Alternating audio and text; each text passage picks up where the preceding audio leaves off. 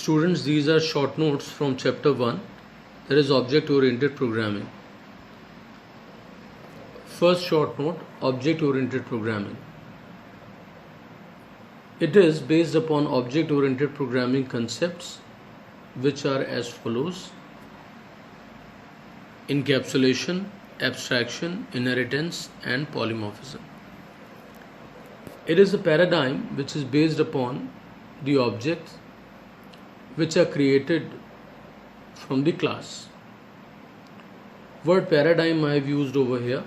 So paradigm is actually a model of something, right? Now two advantages are reusability and simulation. Reusability we get due to the concept of inheritance, and simulation is possible because we are able to combine the attributes and behavior together in the form of data and function, where the data represents the attributes and the behavior is represented through a function. Two languages which are the object oriented programming languages, these languages are C++ and Java.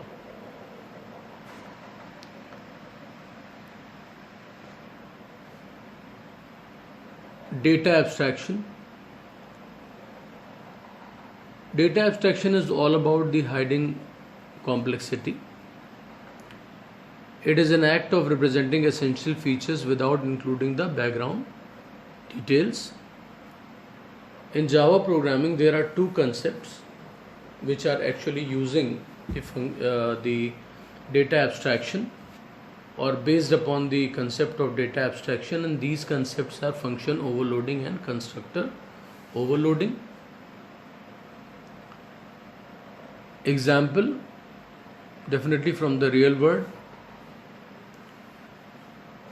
You can take the example of a mobile phone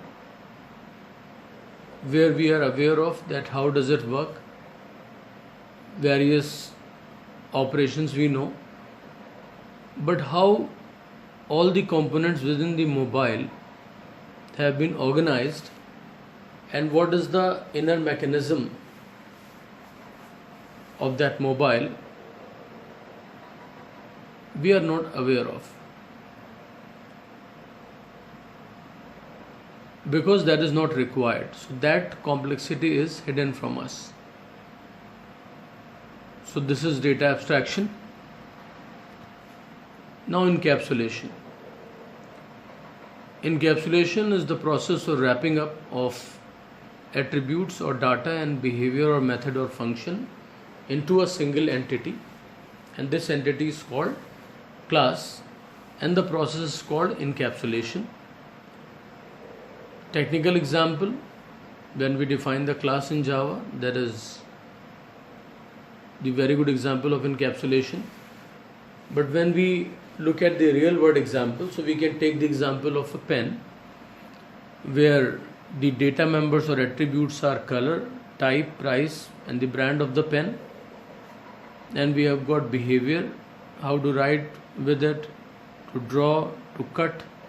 So that is the behavior of the pen, and when we combine these attributes and behavior, we get an entity called pen, or technically we call it a class. Machine language means we all are aware of that computer understands only binary, and these binary digits are 1 and 0. So machine language is a language which is a low level language. It is comprised of binary digits 1 and 0. So when the machine language is comprised of binary digits of 1 or 0, and computer understands straight away the binary digits, so there is no extra software is required in machine language to execute the program written in the machine language. That is the best advantage about the machine language. Every program, whether it is a video or a picture, and whatever the text you write, they are always converted into binary form, and then computer understands that. Problem with the machine language is that programs written in the machine language are hard to debug and definitely hard to write. Now, polymorphism, the term polymorphism can be further broken into two terms. Poly stands for many, and morph means form. It is all about one thing, many forms. Definition: when a message or function is processed in more than one form, it is called polymorphism. Example, technical example is function overloading and the constructor overloading.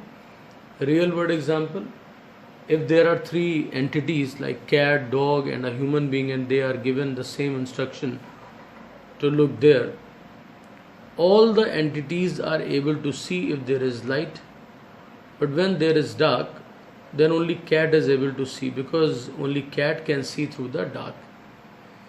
So we observe here that entities are same, instructions are same, but the response is different.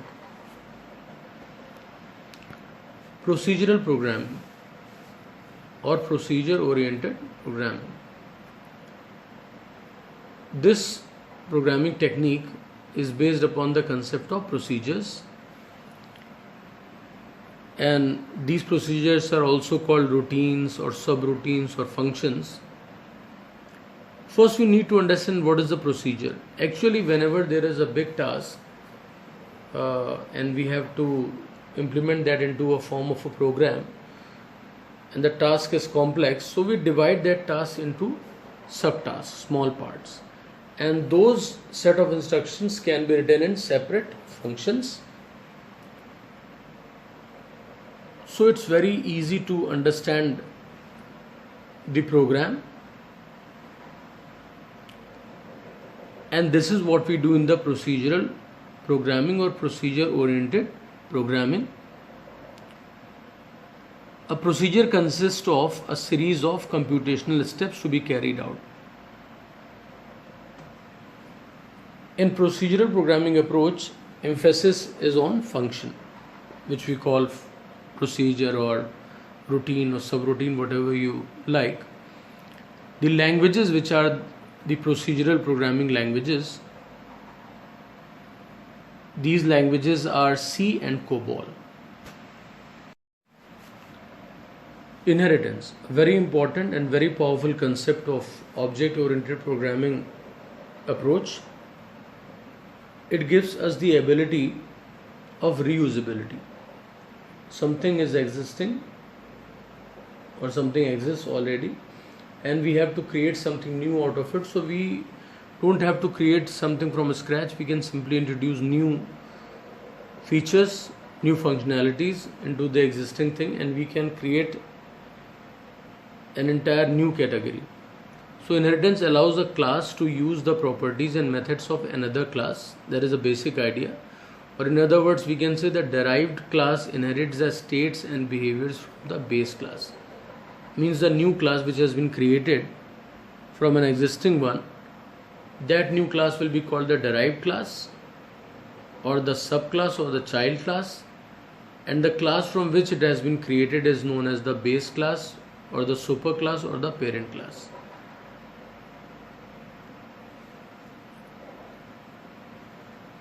Or we can say inheritance is a process by which one object acquires the properties of another object. More simple definition we can have for inheritance, you can simply write, when a class or when a new class is created from an existing class, the process is called inheritance. Now example, we observe many cars are there, and all these cars are having different features, functionalities are there.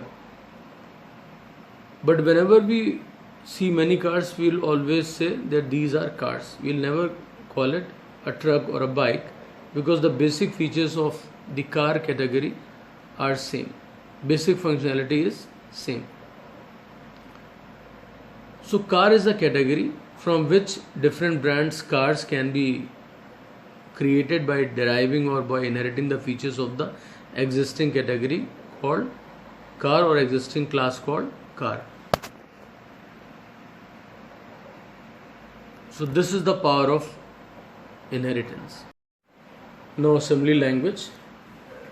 This is also like machine language. It is a low level programming language for the computer. But unique thing about this language is that it is specific to a particular computer architecture. Means architecture to architecture it will vary. It needs a utility program or a software called assembler to execute